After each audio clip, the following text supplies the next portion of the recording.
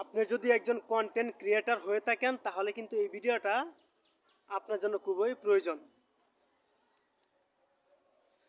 তো অনেকেই আছে যে ভিডিওর শুরুতেই সুন্দর করে উপস্থাপনটা করতে পারে না।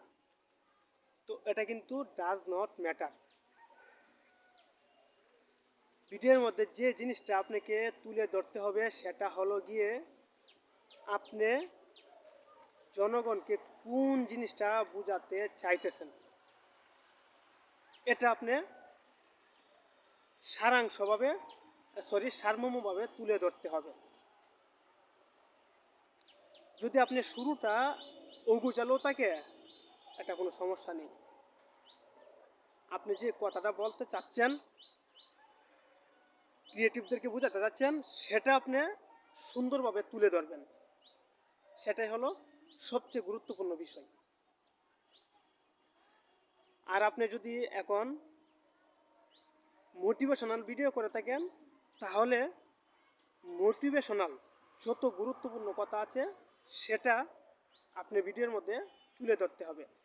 মোটিভেশন থেকে যদি আপনি অন্য কোনো রান্না বাড়ার কথা বলেন ভিডিওর মধ্যে তাহলে কিন্তু এটা জনগণে অ্যাকসেপ্ট করবে না, কিংবা আপনার যারা ভিউয়ার্স রয়েছে তারা সেটা দেখবে না।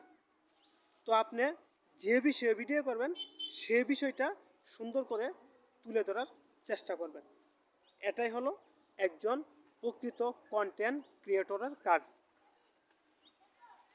সেটা হতে পারে আপনি যে বিষয়ে ভিডিও করেন সেই বিষয়টাকে প্রাধান্য দিতে হবে। একটা একটা এক সাইড নিয়ে আপনি কাজ করবেন তাহলে দেখবেন যে সহজেই আপনার ভিডিও গ্রো করবে এবং আপনার অডিয়েন্সের কাছে যাবে। তো এটাই, আরেকদিন একটা ভিডিওতে একটা অ্যাডভাইস দেবো। আল্লাহ হাফেজ।